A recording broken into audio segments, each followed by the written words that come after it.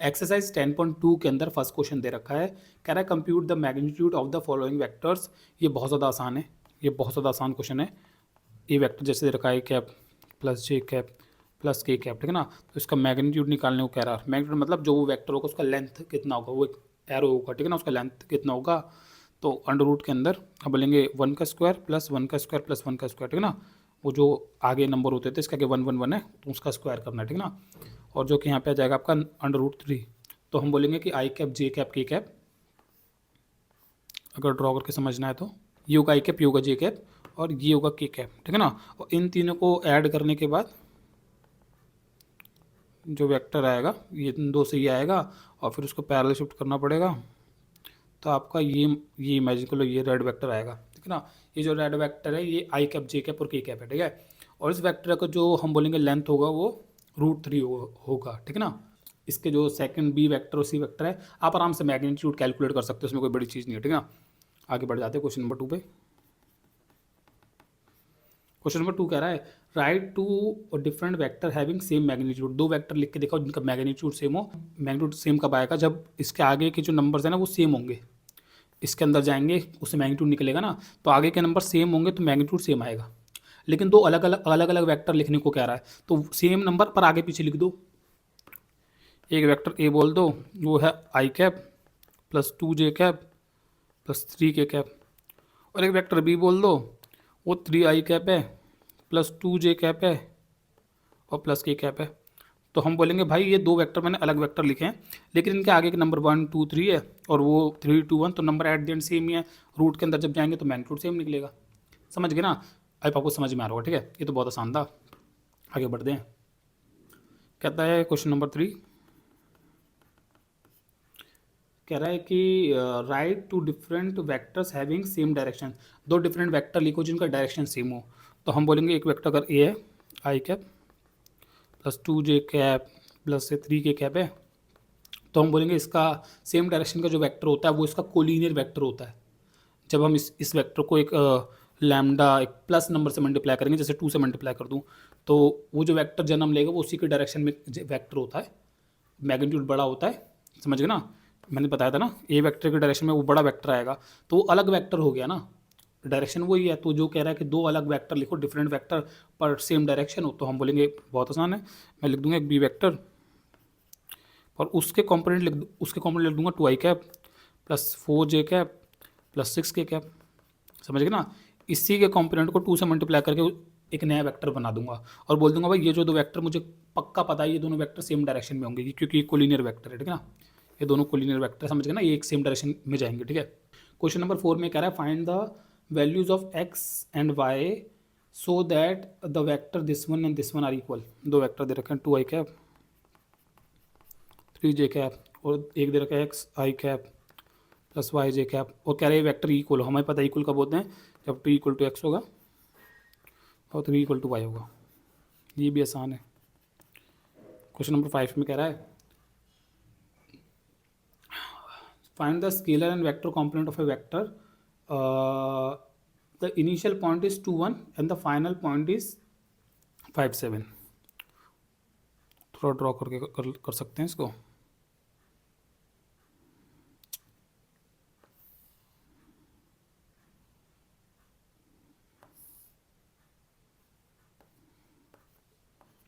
तो कह रहा है एक वेक्टर है जो दो पॉइंट से बन रहा है। पहला पॉइंट है 2 1, तो 2 1 यहाँ का इमेजिन कर लो, ठीक है ना। और दूसरा पॉइंट कह रहा है -5 एंड 7। सो -5 1 2 3, मतलब यहाँ पे 5 इमेजिन कर लो, ठीक है। यहाँ 5 है और -5, ठीक है ना, और 7 यहाँ कहीं है, ठीक है। तो ये पॉइंट हो गया। तो हम बोलेंगे कि भाई यहाँ पे ये जो वेक्टर आएगा ये वेक्टर मांग रहा है आपसे, ठीक है ना। समझ गए ना। कह रहा था find the scalar component and the vector component. पहले स्केलर कंपोनेंट वेक्टर कंपोनेंट मांग रहा है।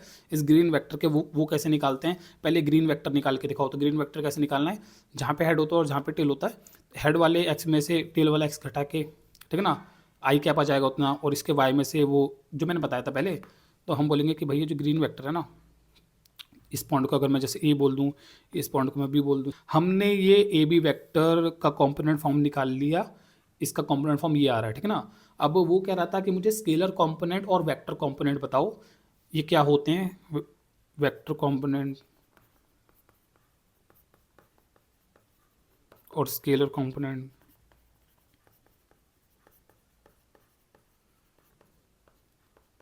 तो हमने अभी तक सीखा है कि वेक्टर की एक कंपोनेंट फॉर्म होती है, ये ए बी वेक्टर की कंपोनेंट फॉर्म है, ठीक है ना। इसमें ये आई वाला जो होता है ना, ये कहलाता है इसका एक्स कंपोनेंट, और वाई और जे वाला कहलाता है वाई कंपोनेंट, समझ गए ना।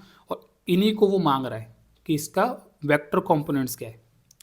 जब हम ये बताते हैं कि -7 है आई वाली डायरेक्शन में, +6 है जे वाली डायरेक्शन में, समझ गए। 6 जे कैप का मतलब क्या हो गया, 6 है जे वाली डायरेक्शन में और -7 आई कैप, तो -7 है आई वाली डायरेक्शन में। थोड़ा आई आपको समझ में आ रहा होगा। ये वेक्टर कंपोनेंट कहलाते हैं, तो हम बोलेंगे इस वेक्टर के कंपोनेंट है -7 आई कैप और 6 जे कैप। और स्केलर कंपोनेंट क्या होते हैं, स्केलर कंपोनेंट का मतलब होता है कि बस ये बता देना कि नंबर आई और जे ना बताना, बस नंबर बता देना कि -7 है और 6 है, तो इसे कहते हैं स्केलर कंपोनेंट। -7 और 6 अब आपको समझ में आ रहा हो, ठीक है ना। एक तो मैं आंसर चेक नहीं कर रहा हूँ, आंसर चेक करने चाहिए क्योंकि गलती हो सकती है, ठीक है ना। और गलती होगी तो मेरे को आंसर से पता लगेगा कि मैंने अगर कैलकुलेशन में कोई गलती कर दिया होगा, ठीक है ना। तो मैग्नीट्यूड वाला तो फर्स्ट वाला क्वेश्चन तो ठीक था। अरे क्या सेकंड क्वेश्चन था, write two vector having same magnitude. दूसरा जो क्वेश्चन था उसमें उसका आंसर अजीब दे रखा है, मतलब अजीब क्या दे रखा है, उसने ऐसे दे रखा है an infinite number of possible answers, और थर्ड का भी infinite number of possible answer दे रखा है। पर जो क्वेश्चन के हिसाब से डिमांड था कि 2 वेक्टर लिख के दिखाने थे, मैंने वो लिख के दिखाए हैं, ठीक है ना। वो आपको समझ में आ गया होगा, ठीक है ना। उसने आंसर दे रखा है, कह रहा और भी बहुत बना सकते हो। हाँ भाई, ऐसे मैं बहुत बना सकता हूँ, ऐसे मैं बहुत बना सकता हूँ, वो तो सही बात है, इनफाइनाइट बन सकते हैं, ठीक है। फोर्थ कह रहा, फोर्थ किसने बोला था, हमारा जो आंसर कितना आया था 2 और 3, ये ठीक है। और फिफ्थ जो हम बोलेंगे स्केलर कंपोनेंट है -7 और 6, और वेक्टर कंपोनेंट है 7 i cap and 6 j cap. I hope आपको समझ में आ रहा हो, ठीक है ना। क्वेश्चन नंबर 6 है find the sum of vector this one and this one. 3 vector दे रखे हैं, उनका सम निकाल के दिखाना है। कंपोनेंट फॉर्म में दे रखा है तो हम बोलेंगे फिर तो दिक्कत ही कुछ नहीं है।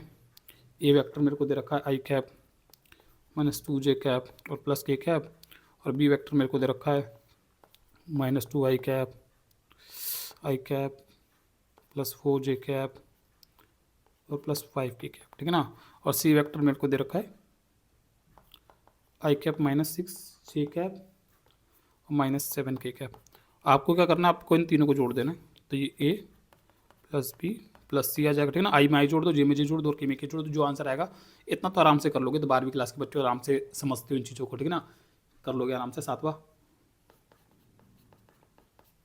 कह रहा है कि find the unit vector in the direction of vector this one. तो एक वेक्टर दे रखा है, उसके डायरेक्शन में यूनिट वेक्टर निकालना है, ठीक ना। तो ये मैंने आपको समझाया था क्या होता है। तो कह रहा है कि i cap 2 j cap and i cap j cap and 2 k cap, ठीक है ना। सो आई कैप जे कैप, तो ये पड़ेगा वेक्टर, ठीक है ना। एंड 2 के कैप क्या पड़ेगा, ये यहाँ पे 2 के कैप पड़ेगा। और उस 2 के कैप को मैं पैरेलल शिफ्ट कर दूँ अगर, तो ये जो एक वेक्टर आएगा ये, ठीक है ना। समझ गए ना, मोटा मोटा थोड़ा समझ में आ रहा है। I cap j cap and 2 k cap वो एक वेक्टर पड़ेगा, जिसको हम पैरेलल शिफ्ट करके, समझ गए ना, इन दोनों को पैरेलल शिफ्ट के वो पैरेललोग्राम लॉ अगर लगाएं तो रेड वाला वेक्टर आएगा, समझ गए। और उस वेक्टर के डायरेक्शन में एक यूनिट वेक्टर चाहिए। मेरी ड्राइंग उतनी अच्छी नहीं है, पर अगर मैं ढंग से बनाऊंगा तो बनेगा, ठीक है ना। और फिर उसके डायरेक्शन में होगा एक वेक्टर जिसका लेंथ 1 का होगा। पहले तो ये वेक्टर के को कैलकुलेट कर लो, ड्राइंग में समझाने के लिए बना रहा हूँ, ठीक है ना। उसका आंसर से वैसे कोई मतलब है नहीं, ठीक है। तो हम बोलेंगे इस वेक्टर ए का मैग्नीट्यूड कितना है,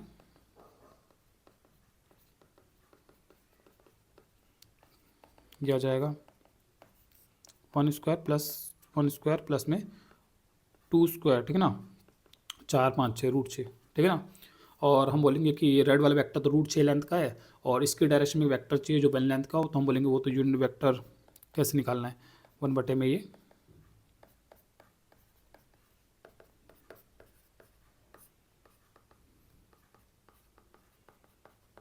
ठीक है ना, और उसको मल्टीप्लाई कर देना।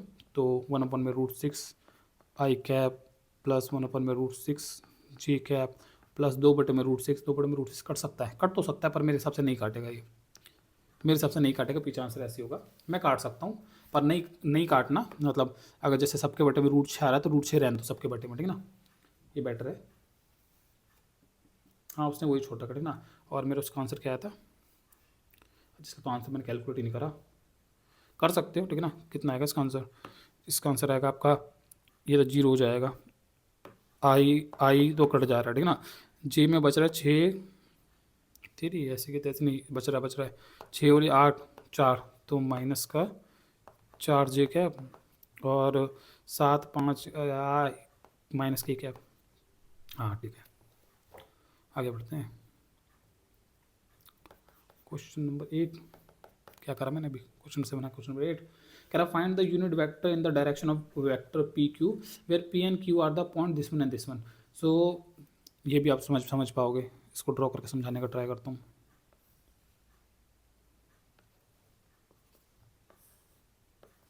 तो कह रहा है पी पॉइंट उसने दे रहा है 1 2 3 है, तो हम बोलेंगे होगा कोई यहाँ 1, इसमें 2 और इसमें 3, यहाँ पे एक पॉइंट है 1 2 3, ठीक है। अब 1 2 3 दूसरा कह रहा 4 5 6 ऊपर वाले क्या कर दिया मैंने, उधर और लेके जाना है इसको, यहीं करो बीच में, यहीं पहले थोड़ा पहले इमेजिन कर लो 1 2 3 थोड़ा पहले, और ऊपर है कहीं 4 5 6 यहाँ इमेजिन कर लो, इमेजिन कर लो बस, ठीक है ना। इतना हमारे को अच्छे से भी नहीं करना, ड्राइंग मतलब is not the part of the solution, ठीक है ना, वो अंडरस्टैंडिंग के लिए हम कर रहे हैं, ठीक है। कह रहा था कि ये दो पॉइंट है 1 2 3 और 4 5 6, इन दोनों को ज्वाइंट करके एक वेक्टर आता है, इस वेक्टर के डायरेक्शन में एक यूनिट वेक्टर चाहिए। आई आपको समझ में आ रहा हो, ठीक है ना, बैठ गई पॉइंट दिमाग के अंदर कि इस वेक्टर के डायरेक्शन में एक यूनिट वेक्टर चाहिए। अब कैसे कैलकुलेट करना है हम बोलेंगे, पहले तो इसके हेड से टेल वाले पॉइंट घटा के इसका वेक्टर कॉम्पोनेंट निकाल लो, तो इसको हम पी बोल देंगे और इसको मैं क्यू बोल दे रहा हूँ, ठीक है ना। मैं बोल दूंगा वेक्टर पी क्यू, सही बोल पी क्यू, तो हाँ पी क्यू बोला था इसने भी, ठीक है ना। तो वो हमारा हो जाएगा 5 4 माइनस में 1 3 आई कैप, ठीक है ना, प्लस 5 माइनस 2 3 जे कैप। बोलेंगे अब इस वेक्टर के डायरेक्शन में यूनिट वेक्टर निकालना, बोलेंगे पहले तो पी क्यू वेक्टर का वो निकाल दो, magnitude 3 square plus 3 square plus 3 square, 9 या 27 √27 तो 3 √3, हाँ यही है, ठीक है। फिर हम बोलेंगे आगे क्या बोलते हैं, इस वेक्टर के डायरेक्शन में वो यूनिट वेक्टर निकालना है, सो पी क्यू का ऐसे लिख के पी क्यू का यूनिट वेक्टर, ठीक है ना।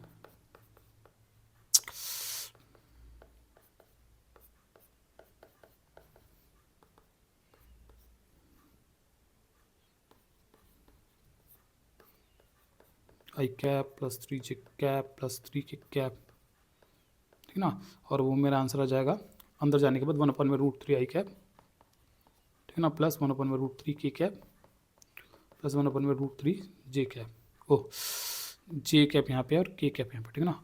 तो ये मेरा आंसर आ रहा है, ये मेरा वेक्टर है जो इस वेक्टर के डायरेक्शन में यूनिट वेक्टर होगा, ठीक है ना। और मैंने आपको पहले भी बोला था असलियत में जब आप ये जैसे ये वेक्टर निकालते हो, उन दोनों पॉइंट से जो वेक्टर निकालते हो वो असल में यहाँ से एक वेक्टर आता है, अब आपको याद होगा, ठीक है ना, मैंने ये सारी बातें आपको बताई थी पहले। तो असलियत में जब आप ये वेक्टर को ड्रॉ करोगे तो यहाँ से ड्रॉ होगा एक वेक्टर, रियलिटी में यहाँ से एक वेक्टर ड्रॉ होगा, √3 आई कैप √3 जे कैप √3 के कैप। और वो जो रेड वेक्टर होगा वो इस ग्रीन वाले वेक्टर की ही डायरेक्शन में जा रहा है, इस ग्रीन वाले वेक्टर की ही डायरेक्शन में जा रहा है, जिस डायरेक्शन को ये ग्रीन वेक्टर पॉइंट आउट कर रहा है उसी डायरेक्शन को रेड पॉइंट आउट कर रहा होगा, ठीक है, जो ये निकलेगा। और इसका लेंथ 1 का होगा, तो हम बोलेंगे ये वेक्टर इस ग्रीन वाले वेक्टर के डायरेक्शन का यूनिट वेक्टर है। अब आपको समझ में आ रहा होगा ऐसे काम कर रहा है रियलिटी में, मैं समझाने का जो कोशिश कर रहा हूँ ड्राइंग के अंदर, ठीक है ना। आगे बढ़ते हैं, बाकी क्वेश्चन नंबर 9 कह रहा है for given vector A and B find unit vector in the direction of A plus B. एक वेक्टर ए दे रखा है,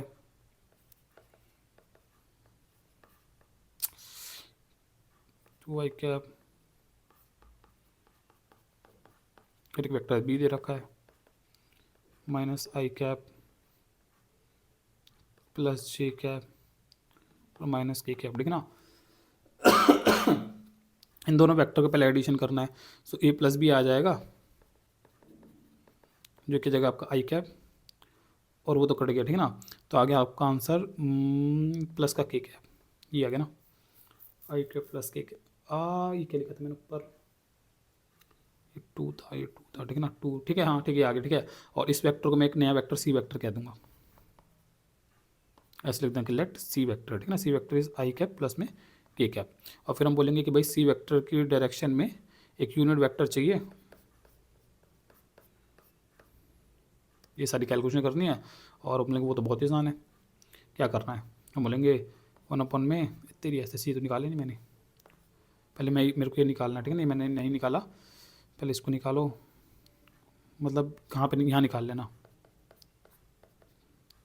√1² + 1² ऑल इक्वल टू √2, और फिर यहाँ डालना भी तो है ना √2, ये हो जाएगा i cap plus k cap. सब बोलेंगे 1 में √2 i कैप और प्लस 1 में √2 k cap.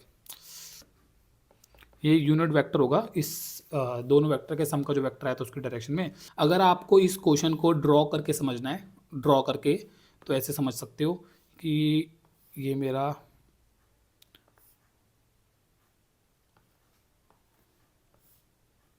X Y Z axis हो गया, ठीक है ना, ये जेड, ये एक्स, ठीक है ना, और ये वाई हो गया।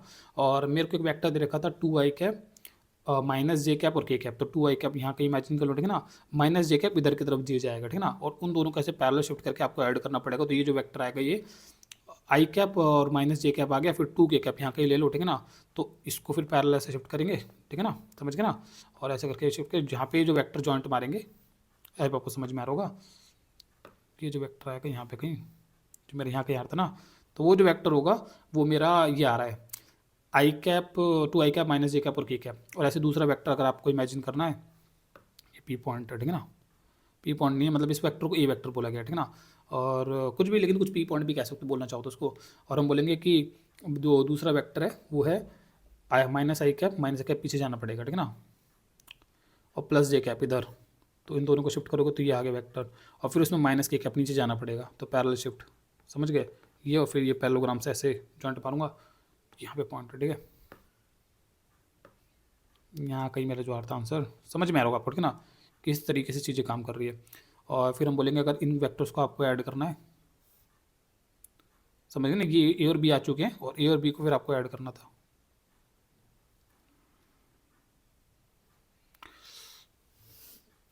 ये दो बहुत ज़्यादा चिपके चिपके से वेक्टर बने एक तो,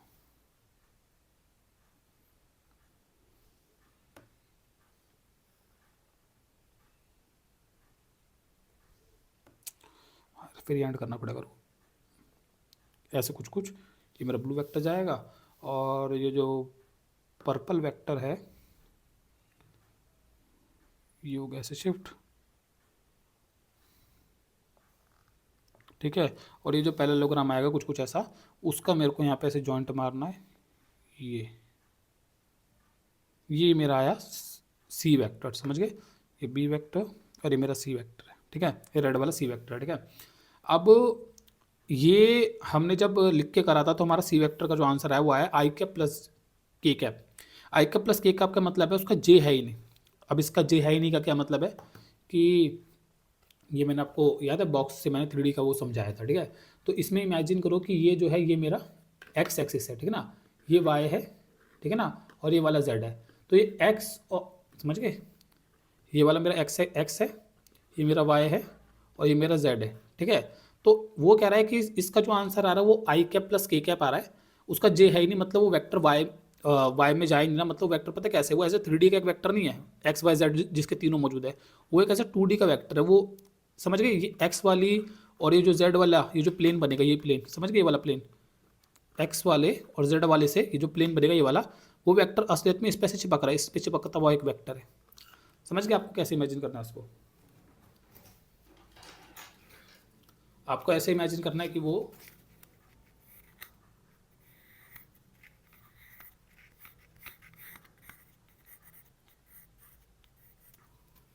ऐसे इमेजिन करना कि वो वेक्टर ऐसे है, ये वाला जो प्लेन है इसके ऊपर है, वाई एक्स जेड प्लेन के ऊपर है, ठीक है ना। ये जो मेरा रेड वेक्टर आ रहा है, ठीक है ना, ये 3D का एक वेक्टर नहीं है, ये मतलब बीच में यहाँ पे ऐसे नहीं है कि बीच में आ रखा है, ऐसे बीच में नहीं है, एक्स वाई जेड तीनों मौजूद है इसके, नहीं, उसका बस क्या निकल रहा है एक्स और जेड निकल रहा है, आई एन के निकल रहा है, तो वो ऐसे उस एक्सिस पे चिपकता हुआ एक वेक्टर है, और उस वेक्टर के डायरेक्शन में आप एक यूनिट वेक्टर निकाल रहे हो। उम्मीद लगा रहा हूँ समझ में आ रहा होगा, ठीक है, मैं आगे बढ़ जाता हूँ बाकी। तो इस वेक्टर के डायरेक्शन में हम यूनिट वेक्टर निकाल लें जो कि होगा कोई, और वो यूनिट वेक्टर ने कैलकुलेट कर ही दिया, हम बोलेंगे ये आ रहा भाई, अब आपको समझ में आ रहा हो, ठीक है, आगे बढ़ते हैं बाकी। बाकी मैं पहले भी कह रहा हूँ कि ड्रॉ करना is not the part of the solution, ये तो मैं बस समझाने के लिए करवा रहा हूँ, ठीक है। क्वेश्चन नंबर 10 कह रहा है find a vector in the direction of this vector which has a magnitude 8 unit. Example करें हमने, ऐसे वेक्टर दे रखा है आपको, इसको ए वेक्टर बोल देते हैं,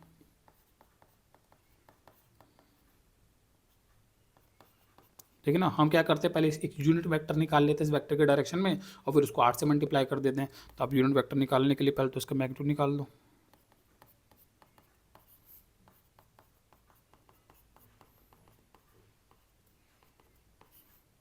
पच्चीस, 4, 29 और 30, ठीक है ना। 6 पंजे 30, हाँ कुछ नहीं खुल रहा, मतलब रूट 30 ही लिखना पड़ेगा इसको, इसके ऐसे ही।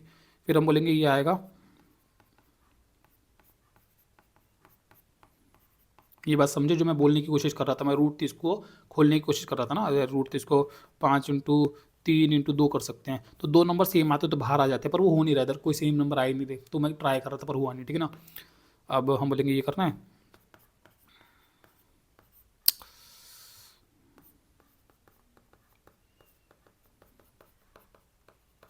और इसको हम बोलेंगे 5/√30 A cap minus 1/√30 J cap plus 2/√30 के कैप, ठीक है ना। और बोलेंगे आगे unit vector in the direction of the A vector. अब हमारे को क्या करना है, 8a निकाल देना, A cap 8a cap 40 √30 J cap plus 16/√30 के कैप। आंसर में चेक ही नहीं करे 2-3 तुर को। 7वें का आंसर ठीक है, 8वें का आंसर ठीक है, 9वें का answer okay that is also correct, और 10वें का आंसर 48/30 और ये, ठीक है ना। आगे बढ़ते हैं, अभी कौन सा करा, 9वां करा, ये 10वां कर लिया, 11वां। अच्छा ठीक है,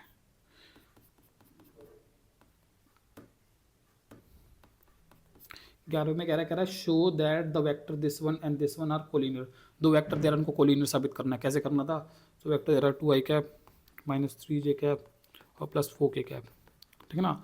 और दूसरा वेक्टर दे रहा है -4i cap plus 6j cap minus 8k cap. हमने बात करा था अगर a2 मतलब इसको हम बोल देंगे ए वेक्टर, इसको हम बोल देंगे बी वेक्टर, ठीक है ना। और फिर हमने बात करा था अगर b1 में a1 और b2 में a2 और b3 में a3, इनका सब का आंसर अगर एक लैम्डा आता है तो हम बोलेंगे वो कोलिनियर होते हैं, समझ गए ना। वो उसके आई को आई के बटे में करते थे, याद आ गया ना वो। तो हम बोलेंगे यहाँ पे भाई कर दो -4/2 और 6/-3 और -8/4। हम बोले they all gives you -2, same answer दे रहा है तो बोलेंगे yes they are collinear vector, ठीक है ना। 12वां क्वेश्चन कह रहा है कि find the direction cosines of the vector this one. बहुत आसान है, वेक्टर का डायरेक्शन कोसाइंस मतलब वो अल्फा बीटा गामा वाली बात है जो मैंने बताई थी ना, cos alpha cos beta cos gamma, ठीक है ना। तो हम बोलेंगे उसके लिए पहले क्या करना पड़ेगा आपको, ये निकालना पड़ेगा, इस वेक्टर को ए बोल दो, उस वेक्टर का मैग्नीट्यूड निकाल दो, 9 4 13 और 1 14 √14। और हम बोलेंगे कि जो कॉस अल्फा होता था, एल बोल देना, एल जो होता है वो होता है कॉस अल्फा, फिर डैश कोसाइन को एल एम एन कह देते हैं, जो कि कॉस अल्फा ये सब होता है ना कॉस अल्फा, जो क्योंकि x/में r, जो कि हो जाएगा आपका 1/में √14, ठीक है ना। m कॉस बीटा जो कि चाहता था y/में r, जो कि हो जाएगा 2/में √14, 3/में √14, समझ गए ना। कॉस गामा जो कि z/में r होता है, समझ गए। अब आपको समझ में आ रहा हो, ठीक है ना। इसको आर लिखते टाइम ऐसे लिख देना, आर और ये आर मतलब लिख देना, या फिर हम बोलेंगे जो वेक्टर है वेक्टर के हिसाब से लिख देना। अभी हमारा वेक्टर क्या है, अभी हमारा वेक्टर है ये है ना, तो जो वेक्टर वो लिख देना। तो हमारा जो वेक्टर है वो है ए वेक्टर, तो ए वेक्टर का मैग्नीट्यूड, ए वेक्टर का मैग्नीट्यूड, ए वेक्टर का मैग्नीट्यूड ऐसे लिख देना, ठीक है ना।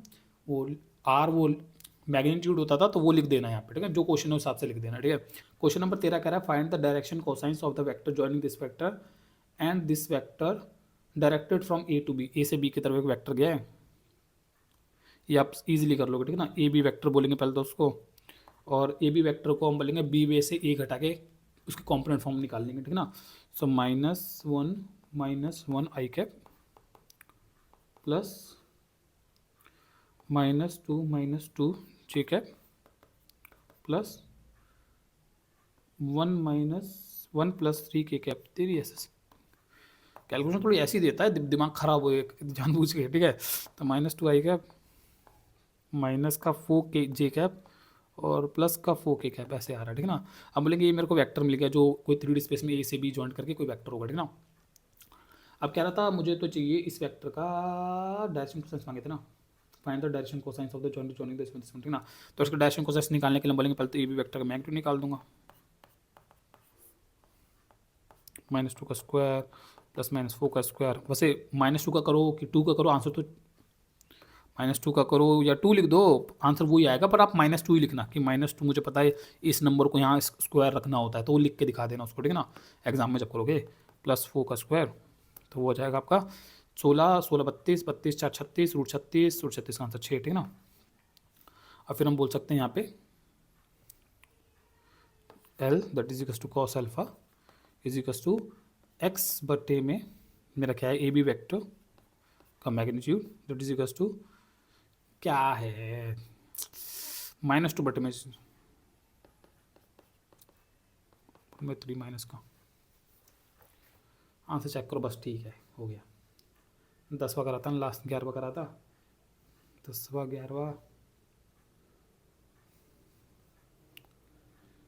11वां है, ठीक है ना। 12वां 1/2/3 बटे, ठीक है, ये सही आ रहा है। 13वां का एक आंसर चेक कर लो बस, -1 बटे, हाँ बाकी सारे भी यही आएंगे, ठीक है, सही आंसर। L M और N बाकी आप खुद से निकाल देना, ठीक है ना। 13वां क्वेश्चन कह रहा है कि show that this vector is equally incline to OX OY and OZ। ये जो वेक्टर है i cap j cap and k cap equally incline करता है।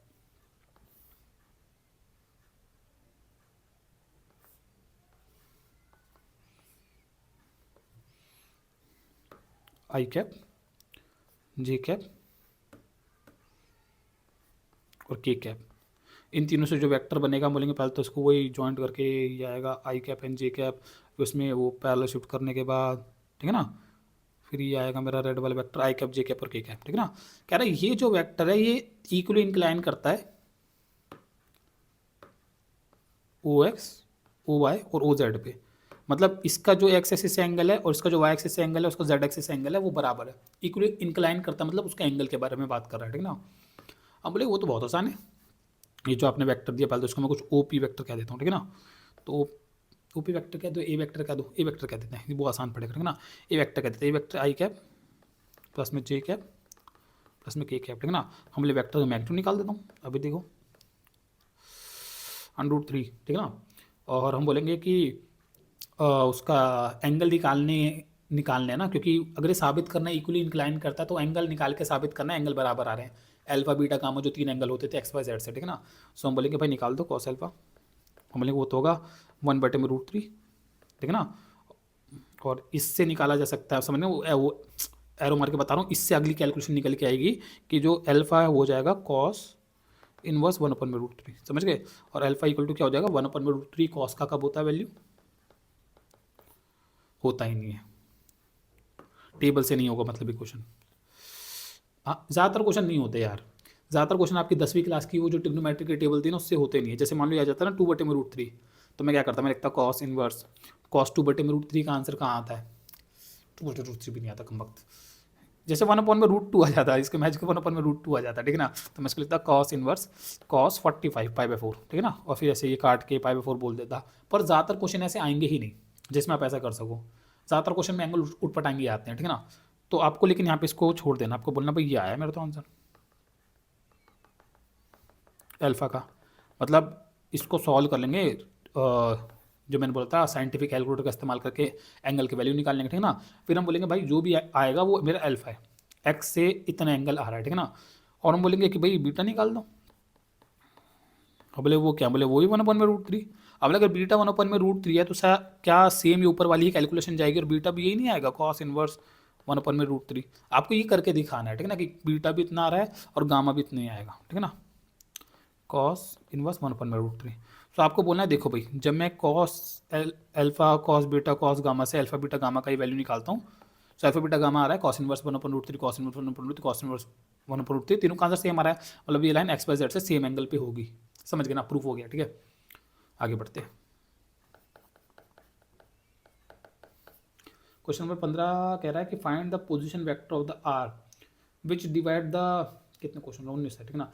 Find the position vector of the R which divide the point which divide the line joining the point this one and this one, उस position R this one and this one. तो पहले इसने बता रखी है P की और फिर बता रखी है क्यू की, ठीक है ना। सो हमारे को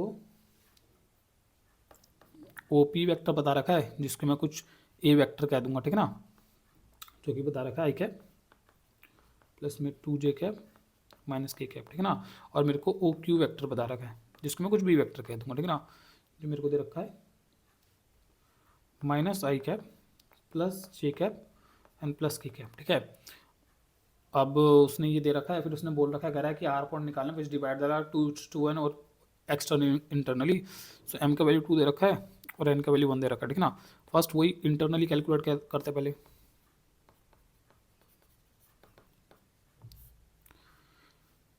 तो हम बोलेंगे कि भाई जो वो ओ आर वैक्टर होगा, ठीक है ना, जिसको मैं कुछ आर वैक्टर बोलूँगा, that is equals to m b vector plus n a vector whole divide by m plus n. समझ गए ना, डायरेक्टली फॉर्मूला लगा के कर देना, ठीक है ना।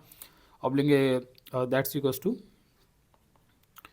M is b vector to b vector i cap minus i cap, ठीक है ना, plus j cap plus k cap और plus 1 a vector i cap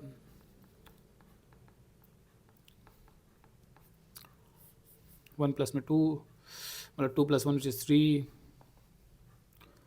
अरे यार क्या आ गया, -2 i cap plus 2j cap plus 2k cap plus i cap plus 2j cap minus k cap, ठीक है ना, होल डिवाइड बाई 3। और ये हो जाएगा माइनस आई कैप जे और जे प्लस 4j कैप और plus k cap whole divide by 3। और ठीक है, और 3 फिर से आपके बट्टे में आ जाएगा माइनस का। आपको अलग अलग करके दिखाना है, ठीक है ना, ये बट्टे में 3 ऐसे छोड़ना नहीं है, तीनों को अलग अलग करना है। कैसे करना है जो मैं कह रहा हूँ, इसके बट्टे में ऐसे कर देना है ना, 1/3 माइनस का 1/3 आई कैप है और प्लस 4/3 जे कैप है। कॉम्पोनेंट अलग अलग अलग करके दिखाना है, आई है कितना, जे है कितना, के है कितना, सबको अलग अलग करके दिखाना है, ठीक है ना। प्लस 1/3 की कैप है, ठीक है ना, ऐसे लिखना है आंसर। आंसर कंफर्म कर लेता हूँ पहले, अभी राइट नाउ जो मैंने क्वेश्चन करे हैं। एक तो 13वां करा, 14th का तो मैं मतलब वो तो प्रूफ वाला था, वो तो नहीं देखा उसका आंसर। 15वें का माइनस का 1/3 आई कैप 4/3 एंड 1/3, ठीक है ना। क्या बच गया अगला, एक्सटर्नली आप खुद से कर लेना, मैंने बता रखा उसका फॉर्मूला क्या होता है। हम बोलेंगे उसके लिए मेरे को जो, अब उसको क्या बोल देंगे, इस वाले को मैंने बोला है ओ आर, उसको आर वैक्टर बोलती है, ठीक है ना। तो उसको नाम चेंज कर देना ना, बोल देना OR1 वैक्टर। कोई दूसरा पॉइंट है जो एक्सटर्नली डिवाइड करता है OR1, ठीक है ना, और उसको बोल देना कि आर वेक्टर आर डैश कह देना। यार आर डैश मत कहना, वो अजीब ना लगे। वेक्टर R1 कह देना, R1 वेक्टर, ठीक है ना, आई आपको समझ में आ रहा हो, ठीक है। और देन उसका आप निकाल देना जो कि होता है b m b vector minus n a vector बटे में m minus n. Question number 16 है, find the position vector of the mid point of the vector this one and this one. तो 2 पॉइंट दे रखे हैं पी एन क्यू, उसका mid मांग रहा है। तो हमने कहा था मिड का जो वेक्टर होता है वो जो ओवर वेक्टर होगा, मैं थोड़ा डायरेक्ट कर रहा हूँ, ठीक है ना, वो हमें पता है ऐसे होगा A vector plus B vector divide by 2, याद है ना मिड पॉइंट का सेक्शन फॉर्मूला में पढ़ा था। तो ए वेक्टर क्या हो जाएगा, हम बोलेंगे जो ओ से पी की तरफ जाएगा वो वेक्टर क्या बोलते हैं ए वेक्टर होगा, और ओ से क्यू की तरफ जो जाएगा, क्योंकि पी से क्यू जॉइंट करके वेक्टर बना रखा है, ठीक है ना। समझ गए ना, जो मैंने पीछे बातें बताई, ओ पी वाला ए वेक्टर होगा और ओ क्यू वाला बी वेक्टर होगा, ठीक है। और हम बोलेंगे कि यहाँ पे पी वाला वेक्टर 2 आई कैप बनेगा प्लस 3j कैप बनेगा प्लस 4k कैप बनेगा, ठीक है ना, और उसमें प्लस कर देंगे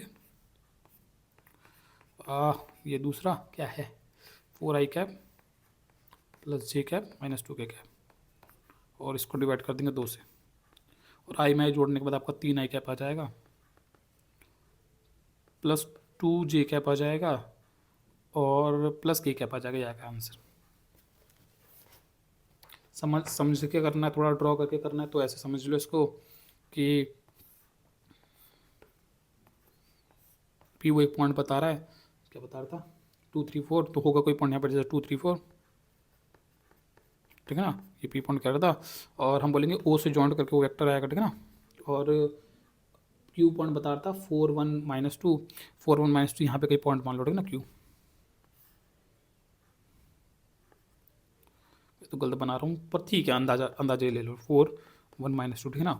फिर हम बोलेंगे ठीक है ये पॉइंट आ रहा था, अब इन दोनों पॉइंट को जॉइंट करके जो लाइन आएगी पी एन क्यू को, उसको एक ओ आर वैक्टर है जो जो मिड में है, तो यहाँ पे कि मिड में एक ओ आर वैक्टर होगा, ठीक है ना। एंड दैट वैक्टर इज कुछ होगा, लेकिन समझ गए ना, मतलब मैं ड्राइंग मेरा परफेक्ट नहीं है पर ड्राइंग से मैं समझाने की कोशिश कर रहा हूँ कि हो क्या रहा है, ठीक है ना। एक ओ पी ओ से ओ पी और ओ क्यू वैक्टर से जॉइंट करने वाली ब्लू लाइन को एक ओ आर वैक्टर है, ठीक है ना, जो मिड में काट रहा है, और हम उस ओ आर वैक्टर को निकाल रहे हैं, ठीक है ना। इस वैक्टर को हमने ए वैक्टर कह दिया है, इसको बी कह दिया है, ठीक है ना, और ये हमारा आर वैक्टर है, उस आर वैक्टर को निकाल रहे हैं, ठीक है ना। आर वैक्टर है, उसको ओ आर वैक्टर कह रहे हैं। आई आपको समझ में आ रहा हो, ठीक है ना। आगे बढ़ते हैं। क्वेश्चन नंबर 17 कह रहा है show that the point A B and C are the position A B and C with position vector this one respectively form the vertices of a right angle triangle. ये same question मैंने आपको example number 12 करवाया था, बिल्कुल same है, तो आप repeat खुद से कर लेना, मैं दोबारा कराने का सेंस नहीं बनता। जिस बच्चे ने नहीं देखा था लास्ट वाला वीडियो, वो लास्ट वाले वीडियो का लास्ट वाला सेक्शन देख लेना। लास्ट वीडियो में बिल्कुल लास्ट में मैंने ये वाला एग्जाम्पल करवाया था जिससे क्वेश्चन मैच कर रहा है, ठीक है ना। बाकी उम्मीद लगा रहा हूँ आपने लास्ट वीडियो देखा तो आप आराम से कर लोगे, कोई दिक्कत नहीं है, ठीक है ना। क्वेश्चन नंबर 18 में कह रहा है इन ट्रायंगल ABC, आपको बगल में एक फिगर बना के दे रखा है, और विच of the following is not true. यहाँ पे इस फिगर के अंदर आप ऑब्जर्व कर सकते हो कि ये वेक्टर के हेड के ऊपर इस वेक्टर का टेल रखा हुआ है, समझ गए। तो triangle law of vector addition के अकॉर्डिंग ये वेक्टर प्लस ये वेक्टर का आंसर ये वाला वेक्टर है। हम यहाँ पे ये कह सकते हैं कि AB vector plus BC vector का जो आंसर है वो है AC वेक्टर। अब आपको समझ में आ रहा होगा, ठीक ना। जो फिगर में 3 वेक्टर बना के दे रखे हैं असलियत में इस वेक्टर और इस वेक्टर का सम है ये वाला वेक्टर, समझ गए। ये करने की आपसे बात करूँ, AB प्लस BC का तो आपने आंसर अभी निकाला, अब मैं कह रहा हूँ आप AB plus BC plus CA का आंसर निकाल के दिखाओ। तो आप बोलोगे कि भाई वेक्टर में जैसे मैंने सिखाया कि 2 वेक्टर पहले ऐड होते हैं, उनका जो आंसर आता है फिर उसमें तीसरा वेक्टर ऐड करना होता है, ठीक है ना।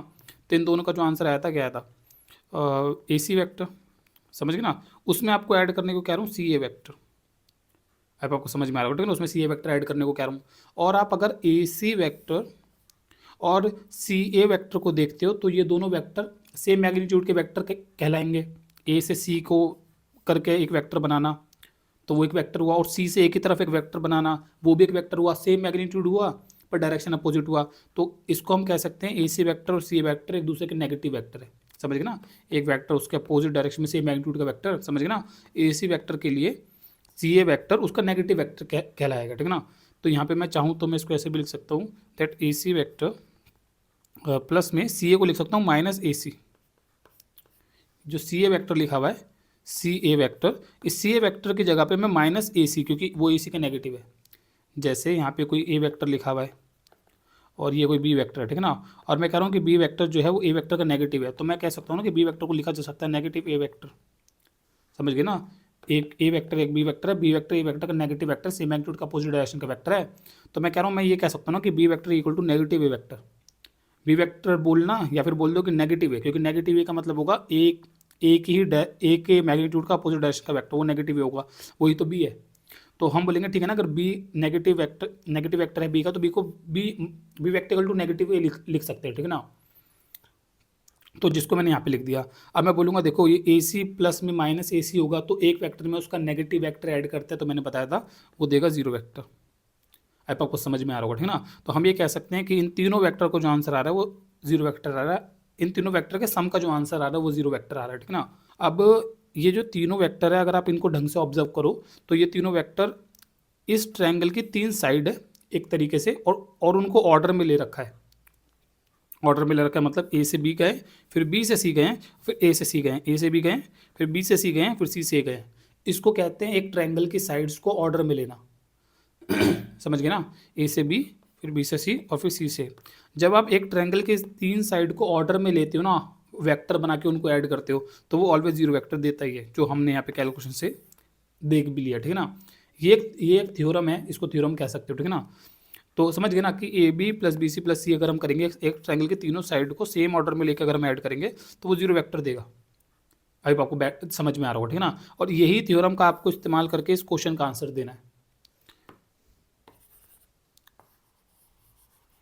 इस क्वेश्चन का अगर आप आंसर दोगे तो उसने देखो फर्स्ट ऑप्शन में देखा A B plus B C plus C equal to 0 vector मिलेगा, सही बात है। दूसरा वो पूछ रहा है, कह रहा है A B plus B C minus A C. अब वो बोलेंगे इसको कैसे पता लगाऊं माइनस ए सी, तो माइनस माइनस कुछ नहीं करना, आपको सिंपली करना होता है इसके अंदर A B plus B C और इसको लिख दो प्लस सी ए वैक्टर, क्योंकि वो ए सी का अपोजिट पड़ेगा ना, ए सी का अपोजिट पड़ेगा सी ए, ठीक है ना। तो जहाँ पे माइनस ए सी लिखा पड़ा है वहाँ पे प्लस सी ए लिख दो, क्योंकि वो उसका नेगेटिव तरीके से हो गया, समझ गए ना। तो हम बोलेंगे अब ये कितना आ जाएगा, हम बोलेंगे सोच के देखो A B plus B C, A से बी से सी और सी से ए से बी और बी से सी और सी से। हम बोलेंगे हाँ ये भी ठीक है, ये भी वही बात पड़ी, समझ गए ना, सेम ऑर्डर वाली बात पड़ी। तो इसको बोलेगा इसका भी 0 वेक्टर आएगा, समझ गए कैसे करना है। ये पहला, ये दूसरा, ये दूसरा, इसको सॉल्व करके यहाँ पता लगाया। और तीसरा देखो कह रहा है A B vector plus B C vector minus C A vector all equal to, मतलब इसको चेक करते हैं तो हम बोलेंगे A B plus B C, वो तो प्लस में ही है, और उसको लिखना पड़ेगा ए सी वैक्टर प्लस ए सी वैक्टर, ठीक है ना। तो हम बोलेंगे ए से बी, बी से सी और सी से ए होना चाहिए, तो ए से सी आगे सेम ऑर्डर में नहीं है, समझ गए ना। ए से बी, बी से सी और सी से होना चाहिए, तो ए से सी आ गया, तो सेम ऑर्डर में नहीं है, तो मना करना है कि नहीं भाई ये ट्रायंगल की 3 साइड सेम ऑर्डर में नहीं है, तो ये 0 वेक्टर नहीं देगा, ठीक है ना। और चौथा जो उसने दे रखा है, मतलब ये तीसरा ऑप्शन गलत है, तीसरा ऑप्शन गलत है, ठीक है। ए से B vector minus C B vector और plus C A vector all equal to कह रहा है 0 वेक्टर। मतलब इसको भी कैसे करना है कि ए बी वेक्टर, इसको लिखूँगा प्लस बी सी वेक्टर, ठीक है ना, और प्लस सी ए वेक्टर। अब बोले हाँ आ गया, देखो ए से बी, बी से सी से, हाँ तो ये सेम ऑर्डर वाली बातें समझ लो, वेक्टर में पड़ेगा ए से बी से सी और सी से सेम ऑर्डर में पड़ेगा, हाँ ये 0 वेक्टर देगा। अब आपको समझ में आ रहा होगा, ठीक है ना। तो ये वाला जो ऑप्शन है ये रॉन्ग है, जो उसने बोला था ना which the option is incorrect, तो थर्ड ऑप्शन इनकरेक्ट है, समझ गए। क्वेश्चन नंबर 19, इसमें कह रहा है कि vector and vector B are two collinear vector, then which of the following are incorrect. अगर ए और बी वेक्टर दो कोलिनियर वेक्टर है, कोलिनियर वेक्टर कौन से होते हैं, जो सेम डायरेक्शन में होते हैं या तो, ठीक है ना, या फिर 180 डिग्री अपोजिट डायरेक्शन में होते हैं। तो ए और बी वेक्टर अगर कोलिनियर वेक्टर है, या तो वो सेम डायरेक्शन में होंगे, या फिर ए से B opposite direction 180 degree opposite में होगा, 180 डिग्री अपोजिट में होगा, ठीक है ना। आगे बढ़ते हैं, तो उसने कह रहा है कि ऑप्शन दे रखे हैं, ए ऑप्शन दे रखा है, कह रहा है कि vector B equal to lambda A vector. कहता है ऐसा होगा अगर A vector B vector collinear, तो क्या ये बात सही है। हम बोलेंगे बिल्कुल ठीक है, क्योंकि अगर ए वेक्टर और बी वेक्टर कोलिनियर वेक्टर है, हमने सीखा था कि ए वेक्टर को किसी लैम्डा से मल्टीप्लाई करके जो लैम्डा ए वेक्टर आता है ना, वो ए के कोलिनियर होता है। हमने यही सीखा था, ए वेक्टर को किसी लैम्डा से मल्टीप्लाई करके जो लैम्डा आता है वो कोलिनियर होता है। तो हम बोलेंगे अगर बी ए का कोलिनियर है तो बी पक्का लैम्डा ए कुछ वेक्टर होगा, तभी वो कोलिनियर है। तो ये वाली बात तो ठीक है, ठीक ना। बी जो ऑप्शन है कह रहा है A vector equal to plus minus B vector. अब ये जो बात कह रहा है, इस बात का क्या मतलब है, इस बात को कहने का मतलब ये है that A vector equal to B vector और A vector equal to negative B vector. ये जो प्लस माइनस बी लिखा हुआ है ना, इसका मतलब है कि ए या तो बी के बराबर है या ए माइनस बी के बराबर है, दोनों में से एक चीज़ है, ठीक है ना। ए बी के बराबर होगा या ए नेगेटिव बी के बराबर होगा अगर ए और बी कोलिनियर वेक्टर है। तो आंसर इज नो, नहीं होगा। आप इस बात को समझ के देखो कि भाई ए वेक्टर है, ठीक है, और ये बी वेक्टर है, क्या कोलिनियर वेक्टर है। बोले हाँ कोलिनियर वेक्टर, देखो सेम डायरेक्शन की बात कर रहे हैं, पर मैग्नीट्यूड थोड़ी सेम है, मैग्नीट्यूड तो छोटा बड़ा हो सकता है, सही बात है ना। हमने ये सीखा मैग्नीट्यूड छोटा बड़ा हो सकता है, डायरेक्शन सेम होता है। तो अगर A vector B vector collinear vector है तो उसके बराबर होगा, मैं नहीं, कहाँ होगा। और बोलेंगे अपोजिट में भी तो ऐसे हो सकता है, बी वेक्टर देखो ये बना दे मैंने बी वेक्टर अपोजिट डायरेक्शन में, तो A vector B vector collinear vector तो है, लेकिन वो नेगेटिव बी के बराबर थोड़ी है। अब आपको समझ में आ रहा होगा, ठीक ना। तो ये वाली बात भी गलत है, लेकिन ये वाली बात एक पॉइंट पे सही बन जाएगी, एक पॉइंट पे सही होती अगर ये कहता है कि क्वेश्चन में ऊपर ये बोल देता कि ए और बी कोलिनियर वेक्टर है और वो मैग्नीट्यूड में बराबर है। अगर ये ऐसे कह देता तो मैं कहता ए और बी कोलिनियर वेक्टर और मैग्नीट्यूड में बराबर है, तो भाई फिर तो ए बी के बराबर होगा, या फिर ए वेक्टर बी वेक्टर के अपोजिट डायरेक्शन में होगा और फिर वो उसके नेगेटिव के बराबर होगा, ठीक है ना। तो तब हम ये वाली बात कहते हैं कि हाँ अगर ए वेक्टर बी वेक्टर के कोलिनियर वेक्टर, दोनों कोलिनियर वेक्टर मैग्नीट्यूड में बराबर है, तब ये वाली बात कि भाई दोनों या तो बराबर होंगे या तो नेगेटिव होंगे, तो तब ये वाली बात ठीक थी। अगर वो मैग्नीट्यूड वाली बात बताता, उस मैग्नीट्यूड के बारे में कुछ कहा ही नहीं है, तो मैं कह सकता हूँ बी इतना भी हो सकता है, बी इतना भी हो सकता है। तो ए और बी के बराबर बोलना एक तरीके से गलत है, एक तरीके से गलत है। जो ये कह रहा है कि ए वेक्टर बी वेक्टर अगर कोलिनियर वेक्टर है तो ए बी के बराबर होगा, ए नेगेटिव बी के बराबर होगा, ये बात ठीक नहीं है। ये बात तभी ठीक है अगर ए और बी कोलिनियर वेक्टर है और वो मैग्नीट्यूड के बराबर वाली बात बोल दी जाए कि उनका मैग्नीट्यूड बराबर है, जो उसने बोला नहीं है। तो कहीं ना कहीं जो ऑप्शन है ये गलत माना जाएगा, ठीक है ना। और जो सी ऑप्शन है कह रहा है the respective component of A vector and B vector are proportional. A vector B vector के रिस्पेक्टिव कंपोनेंट प्रोपोर्शनल होंगे। रिस्पेक्टिव कंपोनेंट मतलब A one i cap A two j cap plus A three k cap, और B vector B one i cap plus B two j cap plus B three k cap. समझ गए ना। इनके जो respective component होंगे, respective मतलब A one से B one, A to से बी टू, ए थ्री से बी थ्री, ये प्रोपोर्शनल होंगे। प्रोपोर्शनल मतलब सेम रेशो में। जैसे ये है 1 2 3, तो वो है से 2 4 और 6, तो इससे इसका रेशो क्या बनेगा 1:2 का, इससे इसका रेशो 1:2 का, इससे इसका रेशो 1:2 का। वो कह रहा है ऐसा होगा अगर ए और बी वेक्टर कोलिनियर वेक्टर है तो उसके रिस्पेक्टिव कंपोनेंट्स सेम रेशो में होंगे। हमने सीखा था कि दो वेक्टर कोलिनियर है कि नहीं चेक कैसे करते हैं, इसके वैल्यू को इससे डिवाइड कर देते हैं, इसकी वैल्यू को इससे और इसकी वैल्यू को इससे डिवाइड कर देते हैं और चेक करते हैं कि वो लैम्डा आ रहा है कि नहीं आ रहा, ठीक है ना। बी1 को डिवाइड करते हैं ए1 से, बी2 को डिवाइड करते हैं ए2 से, एंड बी3 को डिवाइड कर देते हैं ए3 से, ठीक है ना। आप उल्टा भी कर सकते हो, रियलिटी बताऊँ, आप उल्टा भी कर सकते हो। आप ए1 को बी1 से भी कर सकते हो, ए2 को बी2 से डिवाइड, ए3 ऊपर बी3 नीचे, और तब भी बस चेक यही करना है कि सेम आंसर आ रहा है कि नहीं आ रहा। तो हम ये करते हैं कि जो मैंने बोला कि ये सब डिवाइड करके हम चेक करते हैं कि सेम आंसर आ रहा है कि नहीं आ रहा। अगर सेम आंसर आ रहा होता है तो हम दो वेक्टर को कोलिनियर वेक्टर बोलते हैं। हमने ये सीखा है, ठीक है ना। हम बोलेंगे एक बात बताना, ये जो बी1 बटे बी1 कर रहे हो रेशियो नहीं बनाना हुआ, रेशियो तो हुआ, और बी2 से ए2 ये भी एक रेशियो हुआ, और बी3 से ए3 ये भी एक रेशियो हुआ, ठीक है ना। तो हम ये कह रहे हैं कि इन तीनों का रेशियो जब बराबर होता है तो वो कोलिनियर होते हैं। उसने खुद बोला कि वो कोलिनियर है, तो भाई रेशियो तो बराबर होगा ही होगा। समझ गए ना, आई आपको समझ में आ रहा होगा, ठीक है। आगे बढ़ते हैं। तो मेरा तीसरा ऑप्शन ठीक है और सी ऑप्शन ठीक है, और डी ऑप्शन कह रहा है both A vector and B vector have same direction but different magnitude. उनका सेम डायरेक्शन होगा, मैग्नीट्यूड डिफरेंट होगा। हम बोलेंगे ये वाली बात भी गलत है, क्योंकि ए वेक्टर और बी वेक्टर अगर कोलिनियर वेक्टर उनका सेम डायरेक्शन होगा और मैग्नीट्यूड अलग होगा, हम बोलेंगे अपोजिट भी तो हो सकता है, डायरेक्शन सेम ही होगा, इसकी गारंटी थोड़ी है, अपोजिट भी हो सकता है। तो ये वाली बात भी गलत है। तो मतलब डी जो ऑप्शन है ये रॉन्ग है, ठीक है ना, और ये वाला ऑप्शन भी रॉन्ग है।